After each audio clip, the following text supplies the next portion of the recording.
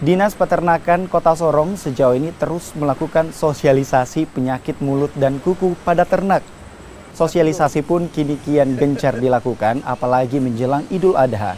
Sementara itu, Majelis Ulama Indonesia Kota Sorong sejauh ini tak melarang umat muslim untuk menyembelih hewan kurban di masjid.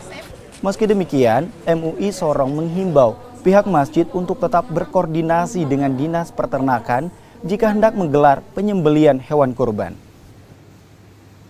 Bukan di masjid masing-masing, hanya waktu pemotongan itu 4 hari. Hari Raya Idul Adha sendiri, kemudian tambah 3 hari tasyrik namanya, yaitu tanggal 11, 12, dan 13. Jadi itu waktu pemotongan, karena melihat situasi kondisi yang ada, jadi terserah kepada pengunjung mereka memotongnya. Tapi jelas kita tetap mengacu untuk kerjasama dengan Dinas Peternakan untuk sama-sama melihat sejauh mana kesehatan daripada sapi-sapi yang dikurban.